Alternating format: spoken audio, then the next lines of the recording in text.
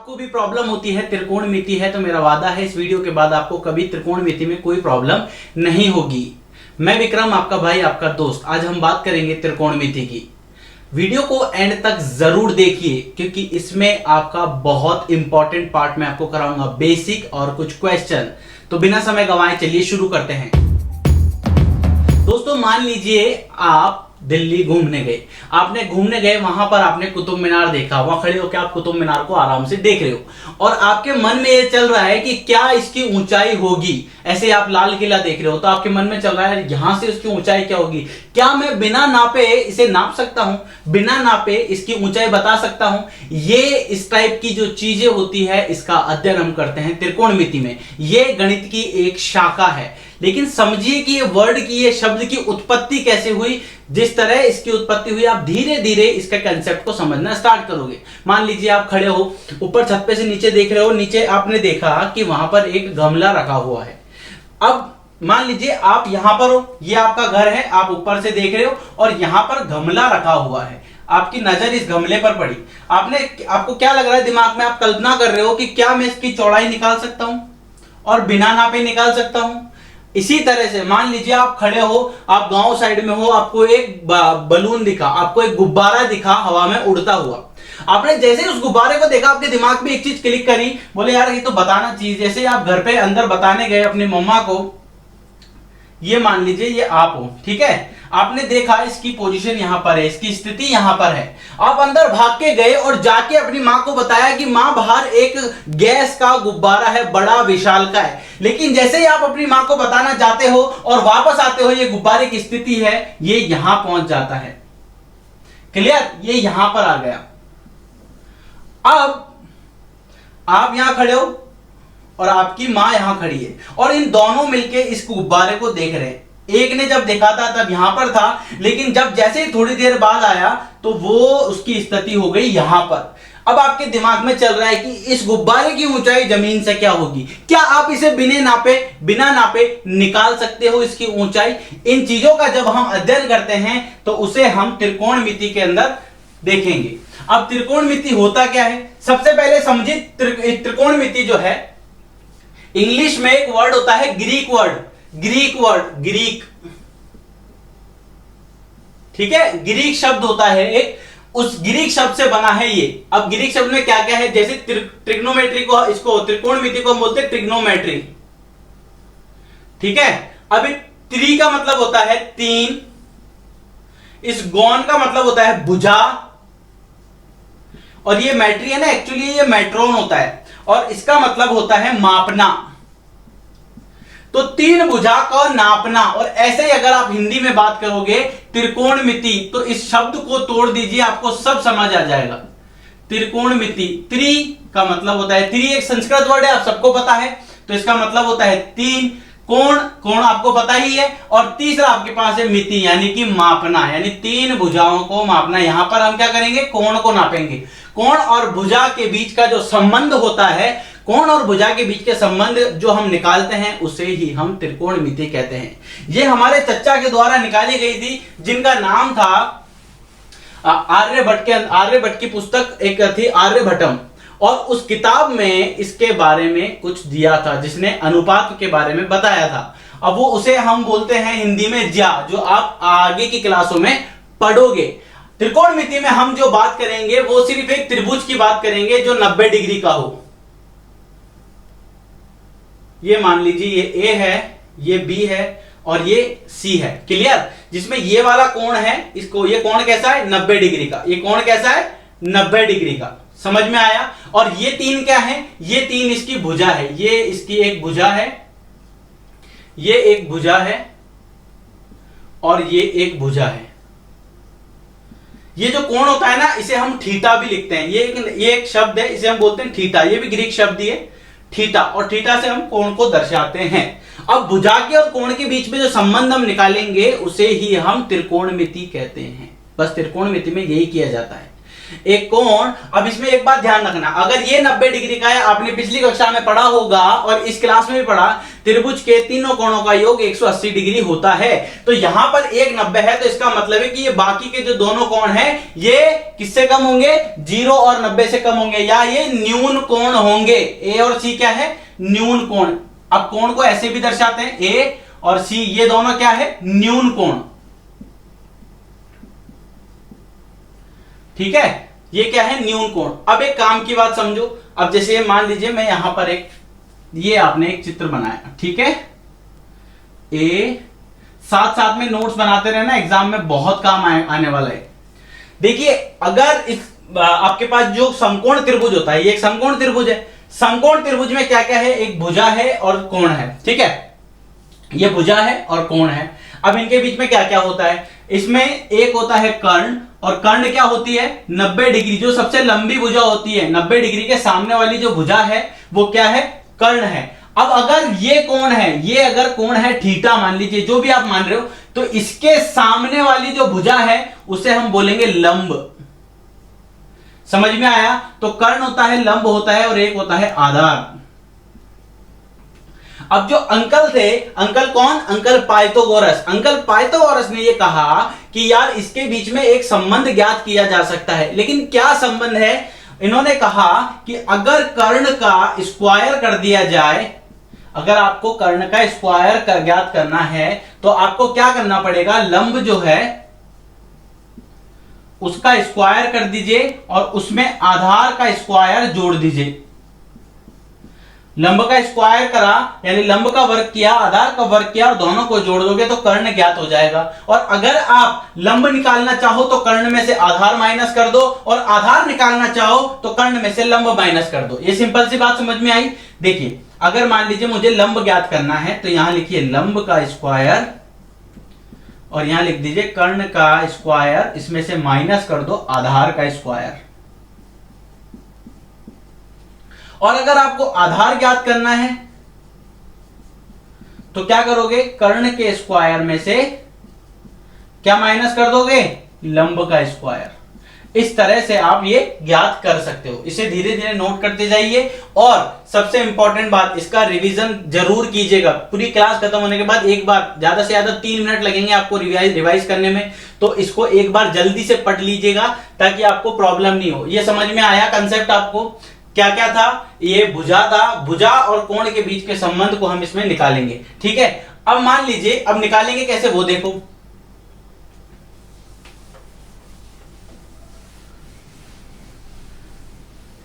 ये आपके पास एक मैंने बनाया त्रिभुज, समकोण त्रिभुज, ठीक है, ये ए है, ये बी है और ये सी है, ठीक है। अब ये आपके पास 4 है, ये आपके पास 3 है, ये आपको ज्ञात करना है।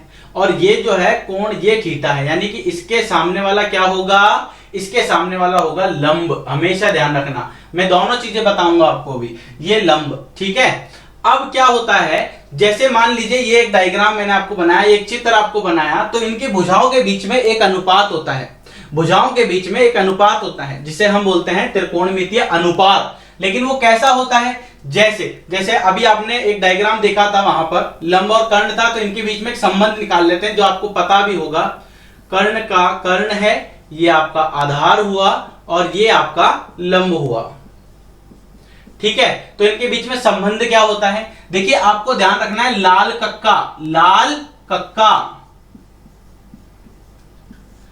लाल कक्का के ए।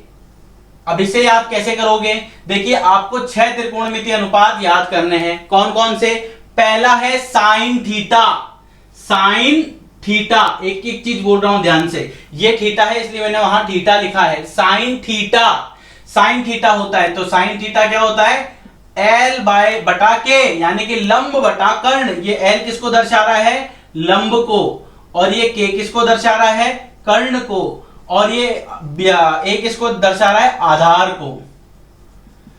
तो साइन थीटा बराबर होता है कितना, लंब बटा कर्ण।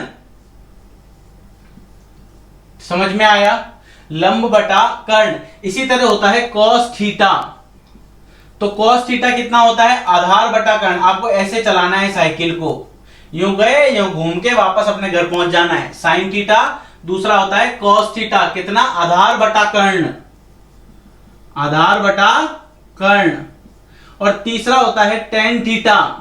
टेन थीटा किसका अनुपात होता है, लंब बटा आधार, ठीक है, कितना होता है, लंब बटा आधार। और इसी का अगर आप उल्टा कर देते हो, साइन कॉस टेन हो गया, अब हो गया कॉट थीटा, तो कॉट थीटा क्या होता है, इसका उल्टा कर दो, कॉट थीटा आधार बटा लंब, या इसका उल्टा कर दो, आधार बटा लंब। बड़े काम की चीज है। देखिए आगे अगर आप गवर्नमेंट जॉब की तैयारी करते हो, सरकारी नौकरी की तैयारी करोगे ना, तब आपको ये चीज बहुत ज्यादा इजी लगेगी अगर आपने कंसेप्चुअल चीजें समझ ली तो। साइन कॉस टेन कॉट, और यहां लिख दो सेक थीटा। अब सेक क्या होता है, ये आ गया सेक, कर्ण बटा आधार। और चौथा लास्ट छठा कोसेक, कोसेक थीटा क्या होता है, कर्ण बटा लंब।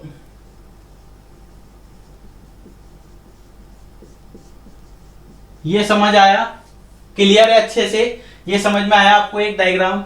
अब क्या है, अगर मान लीजिए एक आपको चीज दे दी तो आप सारे निकाल सकते हो। ये इनको बोलते हैं छह त्रिकोणमितीय अनुपात, इन्हें हम बोलते हैं छह त्रिकोणमितीय अनुपात। अब ये कौन कौन से अनुपात है आप देख सकते हो, साइन थीटा बराबर लंब बटा कर्ण, कॉस थीटा बराबर आधार बटा कर्ण, टेन थीटा बराबर लंब बटा आधार, कोसेक थीटा बराबर कर्ण बटा लंब, सेक थीटा बराबर कर्ण बटा आधार, और कॉट थीटा बराबर आधार बटा लंब। ये क्लियर हो गया, ये ध्यान रखना है आपको। और दूसरा जो अंकल पाइथन ने बताई थी क्या, कि कर्ण का स्क्वायर बराबर कितना होता है, आधार का स्क्वायर प्लस लंब का स्क्वायर। ये दो चीज ऐसी है जो आपको 3 मार्क्स 4 मार्क्स एग्जाम में दिला सकती है। सिर्फ ये दो चीजें बेसिक सी, टेबल पर भी आएंगे हम, लेकिन ये दो चीजें आपका याद रखना बहुत ज्यादा जरूरी है। इसके बिना ये आप कितना भी पढ़ लो कोई मतलब नहीं है इसका, क्योंकि इन्हीं से कोई ना कोई एक संबंध बनेगा। ठीक है, चलिए क्वेश्चन देखते हैं।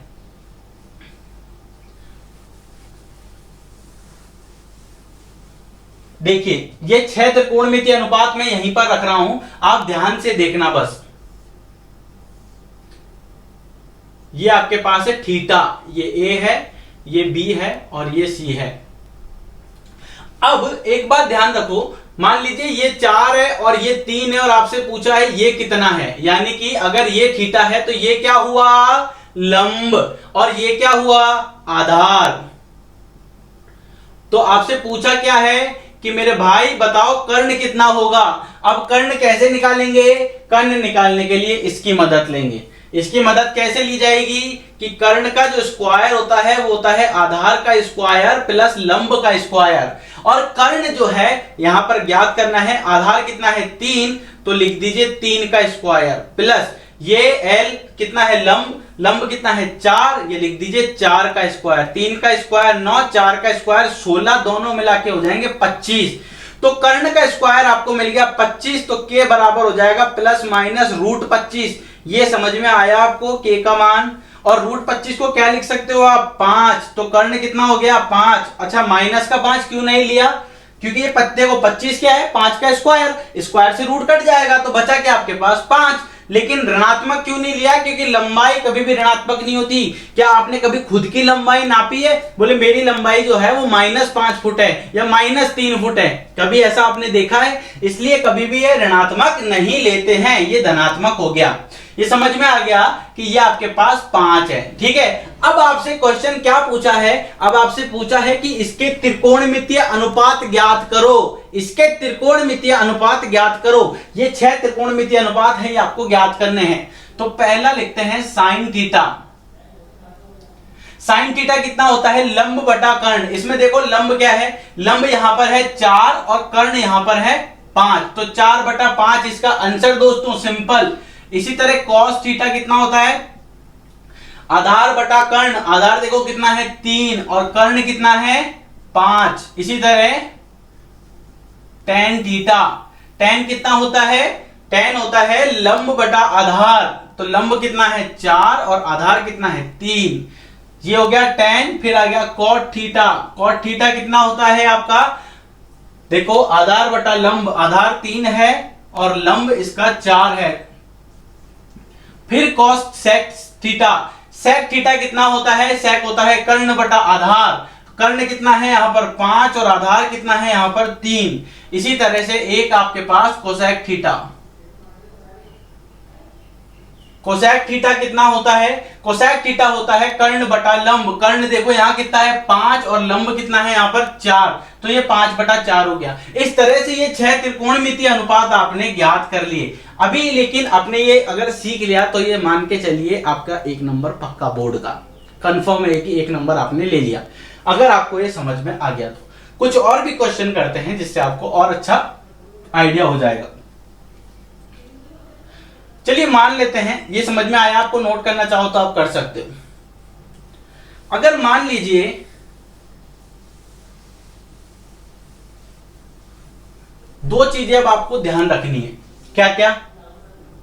ये मान लीजिए ये आपके पास एक ये समकोण त्रिभुज, ये एक समकोण त्रिभुज, ठीक है, ये ए, ये बी, ये सी, ठीक है। दो चीजें आपको ध्यान रखनी है। देखो अगर ये कोण है थीटा तो इसके सामने होगा लंब, ये तो आधार होता ही है, और कर्ण में कोई परिवर्तन नहीं होगा। जो सबसे बड़ी भुजा होती है ना उसको कर्ण बोलते हैं। और अगर ये थीटा है तो इसके सामने वाली भुजा हो जाएगी लंब, ये हो जाएगा आधार, और ये हो जाएगा कर्ण, ठीक है। अब एक बात ये सबसे इंपॉर्टेंट है जो मैं आपको ये बताई दोनों चीजों के अंदर, अगर ये थीटा है तो ये लंब, ये थीटा है तो ये लंब। आधार और लंब में परिवर्तन होंगे, कर्ण में कोई परिवर्तन नहीं होता है। कर्ण में कोई परिवर्तन नहीं होता है, आधार और लंब में परिवर्तन होता है। ये क्लियर हुआ? अब देखिए आपको क्या करना है। मान लीजिए देखिए क्वेश्चन जब हम सॉल्व करेंगे ना तो आपको दो बातें बहुत अच्छे से ध्यान रखनी है। ये अगर आपने नोट कर लिया हो इसे मैं रफ कर देता हूं और इसकी जगह लिख देता हूं लाल कक्का। तो ये लाल कक्का,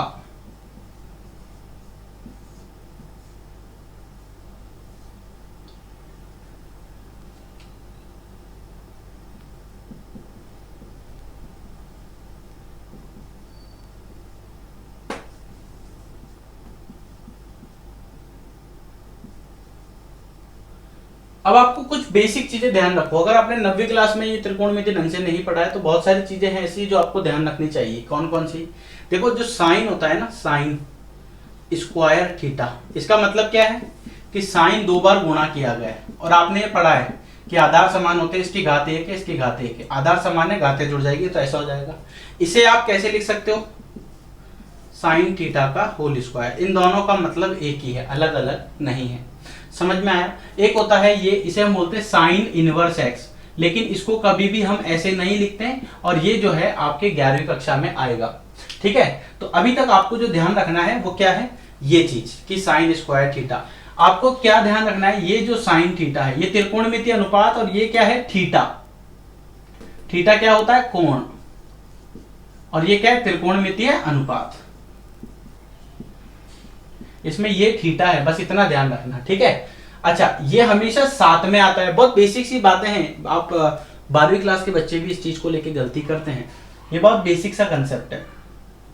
साइन के साथ हमेशा कोई ना कोई एंगल आएगा, चाहे कॉस हो, चाहे टेन हो, चाहे कॉट हो, चाहे सेक हो, चाहे कोसेक हो। इन सब के साथ कोई ना कोई एंगल आता है। ये अकेले कभी ऐसा नहीं लिखा जाता। ये वो बच्चा है जिसका नाम हमेशा सरनेम के साथ लिया जाता है, आदर के साथ लिया जाता है। इसे कभी भी अकेला नहीं रखते, इसे कभी भी ऐसे नहीं मिलेगा। ये आपको ऐसे साइन नहीं मिलेगा, या कॉस नहीं मिलेगा, टेन नहीं मिलेगा। अगर इसके आगे ए लिखा हुआ है तो इसका मतलब इसका कोण ए है। इसके आगे अगर बी लिखा है तो इसका मतलब इसका कोण बी है। इसके आगे थीटा लिखा है तो इसका कोण थीटा है। इसके आगे अल्फा लिखा है तो इसका कोण अल्फा है। इसके आगे बीटा लिखा है। ऐसा आप कोई भी त्रिकोणमितीय अनुपात उठा लो, सबके साथ एक ही चीज है। इसलिए ये बहुत बेसिक सी चीज है, इनको ध्यान रखना थोड़ा सा। चलिए अब हम बात करेंगे क्वेश्चन की। मान लीजिए जैसे यहां पर देखिए, यहां पर ये कोण, इसे मैं ऐसे भी तो लिख सकता हूं ना, कोण सी के लिए त्रिकोणमितीय अनुपात ज्ञात करो, और इसे मैं लिख सकता हूं कोण ए के लिए त्रिकोणमितीय अनुपात ज्ञात करो सारे। अब इसके मान मैं बता देता हूं। मान लीजिए इसी को 4, इसको 3 मान लेते हैं और इसको 4 मान लेते हैं। अब आपसे कर्ण पूछा है, तो इस केस में कर्ण क्या हो जाएगा? देखो इस केस में कर्ण कितना हो जाएगा? कर्ण बराबर होता है कर्ण का स्क्वायर बराबर आधार का स्क्वायर प्लस लंब का स्क्वायर। आधार 4 है, 4 का स्क्वायर प्लस 3 का स्क्वायर, तो ये हो जाएगा 16 और 9 ये हो जाएगा 25 और ये हो जाएगा 5। ये कर्ण स्क्वायर है, तो कर्ण का मान आ गया 5। अब क्या ये इसमें अलग होगा क्या? यहां पर आपने ये निकाल लिया कि ये 5 है, क्या ये इसमें अलग होगा क्या? नहीं मेरे दोस्तों, इसमें भी यही होगा, क्योंकि देखो 4 कर्ण आप इसके लिए निकालोगे तो आधार का स्क्वायर लंब का स्क्वायर, और ये इसके लिए मान मैं लिख लेता हूं, ये 3 है और ये 4 है। ठीक है, इन दोनों के लिए आपने क्या देखा? देखो दोनों डायग्राम एक जैसे हैं, दोनों चित्र एक जैसे हैं, दोनों में लंब आधार का ही फर्क है बस, बाकी सब चीजें एक जैसी है। कोण दोनों के अलग अलग हैं, चित्र दोनों एक जैसे दिख रहे हैं, बस कंफ्यूजन किसका है? यहां पर लंब और आधार दोनों के एक जैसे दिख तो रहे हैं कि इसका भी 3 है, इसके लिए 4 है, लेकिन यहां पर इसका आधार 4 है, यहां इसका लंब 4 है। देखिए पहले मैं बात करूंगा चित्र, इसको नाम दे देते हैं राम।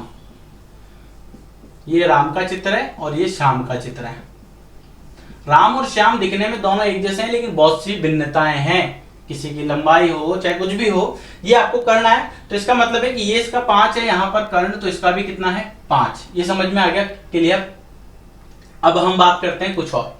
अब देखिए, अब मैं बात कर रहा हूं कि राम के लिए त्रिकोणमितीय अनुपातों के मान ज्ञात करो और फिर श्याम के लिए त्रिकोणमितीय अनुपातों के मान ज्ञात करो। अब राम की बात करते हैं, तो ये राम के लिए हो गया। अब राम के लिए क्या है? साइन। अब देखो थीटा जो है ना, यहाँ पे थीटा है, मैं इसे सी मान लेता हूं ताकि ध्यान रहेगा। साइन सी, साइन कितना होता है? लंब बटा कर्ण, है ना।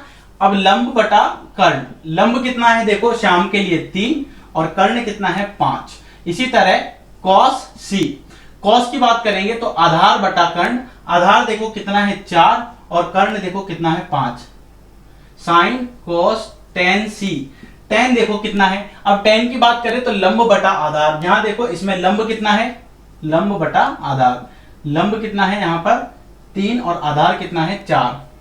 फिर है कॉट थीटा या cot C, sorry C, cot C, cot कितना होता है? आधार बटा लंब। ठीक है, आप देखो आधार कितना है? 4 और लंब कितना है इसका? 3। साइन कॉस टेन कॉट, एक हो जाएगा सेक सी। अब ये देखो, इसको एक साथ मत पढ़ना, समझदार बन जाओगे ना ज्यादा, इसे बहुत से बच्चे गलत पढ़ते हैं। ये सेक सी है। ठीक है, अब ये सेक सी है आपके पास। सेक क्या होता है आपके पास? कर्ण बटा आधार,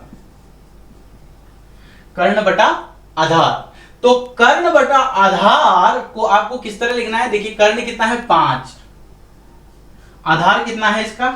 4। Sine cos tan cot sec और फिर आ जाएगा कोसेक, कोसेक सी। और कोसेक कितना होता है? कर्ण बटा लंब। अब इसमें देखो कर्ण क्या है? 5 और लंब क्या है? 3। समझ में आ गया ये अच्छे से? एकदम अच्छे से समझ में आ गया, बहुत अच्छे से।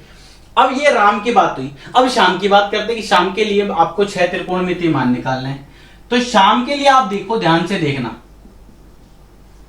श्याम के लिए बात करें तो देखो साइन, लेकिन यहां पर जो कोण है ना, अब यहां पर देखो थीटा ये है, ये कोण है, जबकि यहां पर ये कोण था, तो यहां पर साइन ए लिखेंगे।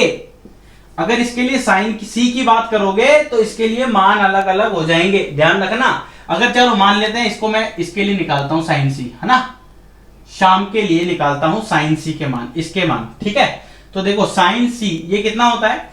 साइन सी कितना है? लंब बटा कर्ण। अब इसके लिए लंब क्या है? 4 और इसके लिए कर्ण क्या है? 5। अब देखो यहां पर दोस्तों, ये देखो, ये देखो, बहुत बड़ी चीज का सामने है दोनों साइन, है दोनों सी, लेकिन फर्क किसमें है? दोनों के मानों में। एक का मान 3/5 है तो एक का मान 4/5 है। हुआ फर्क? ये फर्क आता है जब कोण परिवर्तन होते हैं। इसी तरह देखो कॉस की बात करें, कॉस सी, देखो कॉस सी कितना होता है? आधार बटा कर्ण, आधार कितना है इसका? 3 और कर्ण कितना है इसमें? 5। इसी तरह साइन कॉस टेन, टेन सी, टेन सी की बात करोगे तो टेन सी की बात कर रहा हूं, अब ध्यान से सुनना, टेन सी की बात कर रहा हूं, और टेन कितना है आपका? लंब बटा आधार, और लंब देखिए कितना है इसमें? 4 और आधार देखिए कितना है? 3। आया परिवर्तन? ये देखो, ये देखो आप, तो ये है आपके काम का। है दोनों एक जैसे मान, लेकिन चित्र में जैसे ही थीटा परिवर्तन हुआ वैसे ही इनके मानों में परिवर्तन हो गया। समझ में आया? ये साइन कॉस टेन का हो गया। अगर आप कॉट का निकालोगे तो कैसे आ जाएगा? कॉट सी कितना होता है? आधार बटा लंब। आधार कितना है? 3 और लंब कितना है? 4। Sine cos tan cot. इसके बाद यहां लिख लेते हैं, आपको दिखेगा नहीं यहाँ, तो यहां लिख लेता हूं सेक सी। तो सेक कितना है आपका? के बटा ए, कर्ण बटा आधार। कर्ण कितना है? 5 और आधार कितना है? 3। और इसके बाद आता है कोसेक। शायद ये नीचे का हिस्सा आपको नहीं दिख रहा होगा यहाँ का। तो कोसेक आपके पास कितना होता है? कर्ण बटा लंब। कर्ण देखो कितना है? 5 और लंब कितना है? 4। इस तरह से हम इसके मान ज्ञात करेंगे। ये आपको समझ आया? ये मैंने आपको सिर्फ बेसिक कंसेप्ट बताया, बट एक बात चीजें हैं आप डायरेक्ट भी निकाल सकते हो। अगर आप चाहो, मैं आपको एक बहुत अच्छी चीज बताना चाहता हूँ। देखिए एक बात ध्यान रखना, ये रफ आप इसको नोट कर लीजिए और इस डायग्राम को स्पेशली कर लीजिए। देखिए कुछ सर्व समीकरणें होती है जिन्हें याद करना चाहिए मेरे हिसाब से, क्योंकि ये आगे बहुत काम आएगी आपके। देखो मैं आपको एक बहुत अच्छी बात बताता हूं। देखिए 3 और 4, ये मैं बता रहा हूं आपको एक संबंध, और ये आपको हमेशा ध्यान रखना है। इससे क्या होगा? आप इजीली कनेक्ट कर पाओगे चीजों को और इजीली आंसर निकाल पाओगे बिना कैलकुलेशन के। आप ऐसे निकालोगे बिल्कुल रॉकेट के जैसे आंसर आएगा। या तो पेपर फोड़ोगे या छोड़ोगे, बस 2 ही सीन हो सकते हैं। लेकिन अगर आपने सीखा, वीडियो अच्छे से देखा, तो डेफिनेटली पेपर फोड़ोगे। छोड़ने का तो सवाल ही नहीं उठता हमारी क्लास में। तो देखिए अब हम बात करेंगे। देखिए आपने क्या देखा था कि 3 का स्क्वायर किया था और 4 का स्क्वायर किया था तो आपको 5 मिला था। यही मिला था ना? जब आपने 3 का स्क्वायर किया था तो 9 मिला, और 4 का स्क्वायर किया तो 16 मिला, और इन दोनों का योग आया था 25, और 25 को आपने लिखा था 5 रूट के, है ना? ये आपने लिखा था। अब आपको क्या करना है? देखो जब 3 का डबल होगा ना 6, और 4 का डबल होगा 8, तो ये हमेशा कितना आएगा? 10। करके देखें, ये देखो 36, 64, 100, 10 का स्क्वायर होता है। ऐसे देखो 3, 6, अगर ये 9 हुआ ना, ये आपको कोई नहीं बताएगा, ये डेफिनेटली कोई भी नहीं बताएगा आपको। 3 ये आपके 9 हुआ, ये 12 हुआ, तो ये अपना 15 बनेगा आपका। करके देखें, ये देखो 9 का हुआ 81 स्क्वायर यानी इसका वर्ग, 12 का 144, दोनों को जोड़ोगे 225, और ये हो जाता है 15। ठीक है? इसके अलावा और बताऊं कुछ? तो देखो 3 के गुणन में जो भी है, देखो 3 है, 6 है, 9 है, 3, 6, 9, 3 3 9, 3 चौक 12 ले लेते हैं। ये 4 एकम 4, 4 दूनी 8, 4 3 12, 4 चौक 16 ले लेते हैं। तो 5 एकम 5, 5 दूनी 10, 5 3 15, 5 चौक 20 होगा इसका आंसर। अब ये क्या है? आप आराम से निकाल सकते हो। आपको 12 16 दिया है तो दूसरा 20 है, सोचना ही नहीं है, 20 है बस। 20 दे रखा है तो ये, अगर ये पूछा है तो ये 16 होगा, ये पूछा है तो 12 होगा, ये पूछा है तो 16 होगा। ऐसे ही देखो 3 6 9 12, ये 15 है तो ये 20 होगा, और अगर ये 20 है तो फिर ये 25 होगा। करके देख लो भले आप। 15 का 225 होता है, इसका 400 होता है, ये दोनों मिला के 625 हो गया। 625 का कितना होता है? 25। 625 का कितना होता है? 25। आपने वैदिक गणित में एक चीज सीखी है, ऐसी कोई भी संख्या जिसके पीछे 5 हो, उसका वर्ग करना हो तो आपको क्या करना है? इस 2 का एक बड़ी संख्या से गुणा कर दो, 2 3 6, और इस 5 का गुणा कर दो 25। 5 का वर्ग कितना होता है? 25। ये समझ में आया आपको? बहुत बेसिक सी चीज है, लेकिन ध्यान रखना, और ये आपको कोई बताएगा भी नहीं। देखना, आप एक बार ट्राई करके देख लेना, आपको कोई नहीं बताएगा ये चीजें। अब सरल समीकरण हैं जो मैं चाहता हूं कि आप याद कर लो, ताकि नेक्स्ट क्लास में जब आप क्वेश्चन करो तो आप ना ऐसे चुटकियों में क्वेश्चन देखा और आंसर आ गया, क्वेश्चन देखा और आंसर आ गया। लेकिन ये कब होगा? जब सरल समीकरण याद रखोगे। कौन कौन सी? पहला, sine square theta plus cos square theta, इनका मान हमेशा कितना होता है? 1। Sine square theta plus cos square theta, इसका मान हमेशा कितना होता है? 1। इसी एक समीकरण से आप और भी निकाल सकते हो, इसी एक सर्व समीकरण से आप और भी ज्ञात कर सकते हो। मान लीजिए मुझे साइन ज्ञात करना है, तो कॉस को इधर फेंक दिया जाए, तो ये साइन स्क्वायर थीटा बराबर 1 माइनस कॉस स्क्वायर थीटा, तो साइन थीटा बराबर plus minus under root 1 minus cos square theta. समझ में आया आपको? ये कंसेप्ट समझ में आया? इसी तरह से अगर मान लीजिए आपको यहाँ पर देखो कॉस थीटा निकालना है, तो ये प्लस माइनस लिखा और इसको आप लिख सकते हो 1 माइनस साइन स्क्वायर थीटा। इसी तरह ये साइन का हुआ ना, साइन और कॉस के बीच का संबंध हो, इसी तरह टेन का होता है 1 प्लस टेन स्क्वायर थीटा, ये होता है सेक स्क्वायर थीटा। इस एक को अगर मैं यही छोड़ दूं और इस टेन को इधर फेंक दूं तो ये हो जाएगा sec square theta minus tan square theta. और अगर मान लीजिए मैं टेन को यही रोक लेता हूं और इस एक को इधर फेंक देता हूं तो ये हो जाएगा सेक स्क्वायर थीटा माइनस 1, ये रूट में आ जाएगा, प्लस माइनस वर्ग हटता है, स्क्वायर हटेगा ना यहाँ पे सबके से, तो रूट आ जाता है। ठीक है, और आप स्क्वायर में लिखना चाहो तो स्क्वायर में लिख दो, कोई बड़ी बात नहीं है, ऐसा कंफ्यूज होने वाली कोई बात नहीं है, आपको परेशान होने की कतई जरूरत ना है जब तक आपका भाई है। ठीक है, अब इसके बाद अगर और भी कोई टर्म है, बिल्कुल है। फिर एक और होता है 1 प्लस कॉट स्क्वायर थीटा बराबर होता है कोसेक स्क्वायर थीटा। यही सेम अगर मैं एक को यहां रख लूंगा तो ये हो जाएगा cosec square theta minus cot square theta. और अगर मैं कॉट को यहां रोक लूं, कॉट स्क्वायर थीटा को, तो ये हो जाएगा कोसेक स्क्वायर थीटा माइनस 1 और ये हो जाएगा कॉट थीटा बराबर plus minus under root cosec square theta minus 1। क्या कहते हो दोस्तों, आया समझ में? अरे मजा आ जाएगा पढ़ने में। एक बार आप मेरे साथ सिर्फ 1 महीने की तैयारी करके देखो, आपको गणित में नहीं मजा आ जाए तो मैं पढ़ाना छोड़ दूंगा, ये मेरा वादा है। क्योंकि आप जब तक समझ के नहीं पढ़ोगे ना तब तक मजा नहीं आएगा पढ़ने में। जितना ज्यादा रटोगे ना तो आपको ऐसा लगेगा गणित बोझ है साला, और मैं नहीं चाहता मेरे किसी भाई को गणित बोझ लगे। जब तक मैं हूं आपको इतनी बेहतरीन तरीके से बताता रहूंगा एंड तक, 9वीं 10वीं 11वीं और 12वीं तक इतने बेहतरीन तरीके से बताऊंगा, आपको गणित से ही प्यार हो जाएगा। देखिए ये आपको समझना है कॉट का। फिर इसके बाद ये देखो, एक के लिए निकाल लिया, कॉट के लिए निकाल लिया, ये निकाल लिया। ये कुछ सर्वसमीकाएं हैं, आपको तो एक ही याद रखनी है बस, ये एक ये एक ये एक ये, और इन तीनों से ही तो निकले हुए, तो इन सबकी तो क्या चिंता करनी है, तो सारे घर के लोग हैं, ये याद कर लिए तो इनको तो वैसे बुला लेंगे आराम से।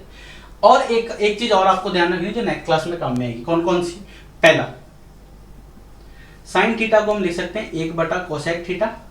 अगर इस कोसेक को इधर भेज दूं तो ये हो जाएगा कोसेक थीटा साइन थीटा बराबर 1। और अगर इस साइन को नीचे फेंक दूं और इस कोसेक को इधर रख दूं तो ये हो जाएगा कोसेक थीटा बराबर 1 बटा साइन थीटा। नीचे का नहीं दिख रहा है यहाँ का, तो मैं आपको बता देता हूँ, कोसेक थीटा बराबर 1 बटा साइन थीटा। इसी तरह से देखो टेन थीटा होता है 1 बटा कॉट थीटा। इस कॉट को इधर फेंक दो तो ये हो जाएगा कॉट थीटा बराबर 1 बटा टेन थीटा, और इसको भी इधर फेंक दूं तो ये हो जाएगा कॉट थीटा टेन थीटा बराबर 1। ठीक है, एक चीज और ध्यान रख लो इससे, ये हो गया साइन कॉस टेन कॉट। अब सेक और कोसेक का क्या रिलेशन, सेक और कॉट का क्या रिलेशन होता है, तो देखो सेक थीटा बराबर होता है 1 बटा कॉस थीटा। इस कॉस को इधर फेंक दो, सेक को इधर ले आऊं तो वज्र गुणा है ना, तो ये कॉस थीटा बराबर 1 बटा सेक थीटा। और अगर इस कचरे को भी इधर फेंक दूं तो कॉस थीटा सेक थीटा बराबर 1। ठीक है, ये समझ में आया। अब एक चीज मेरे लिए आप याद रख लोगे, क्या?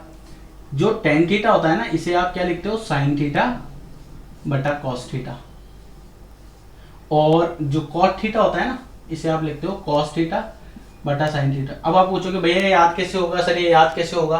तो बड़ा सिंपल है, ये को है तो को ऊपर आएगा, इसके तो याद देखिए, हमेशा कभी भी दो चीजें याद करनी हो ना तो एक याद करो। ऐसा क्यों है? क्योंकि अगर आप दोनों याद करोगे ना तो कंफ्यूज हो जाएगा, इसलिए एक हमेशा याद रखो, एक अपना आप याद हो जाता है।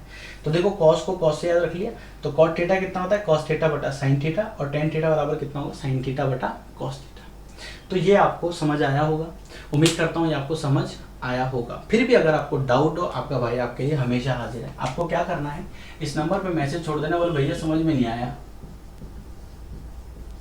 820 944 8347 8209448347। आपको क्या करना है, फ़ोन उठाइए, अपना फ़ोन उठाइए, व्हाट्सएप निकालिए, पहले तो ये नंबर सेव कीजिए, फिर व्हाट्सएप निकालिए, और फिर उसके बाद मैसेज कीजिए, या आपको जो क्वेश्चन समझ में नहीं आ रहा उसकी फ़ोटो खींचिए, सर ये समझ नहीं आया। आपको 24 घंटे में रिप्लाई मिलेगा और आप भी ताजुब करोगे। अगर समय मिला तो ज़रूर आपसे बात करूँगा और आपकी प्रॉब्लम सॉल्व करूँगा। वीडियो पसंद आया हो तो like, subscribe, share and comment करना ना भूलें। आपका एक शेयर किसी का एक साल बचा सकता है। उम्मीद करता हूँ आपको ये वीडियो पसंद आया होगा। अगली वीडियो में फिर मुलाकात होगी एक धमाकेदार टॉपिक के साथ, और हमारे साथ बने रहिएगा। चलिए इजाज़त दीजिए।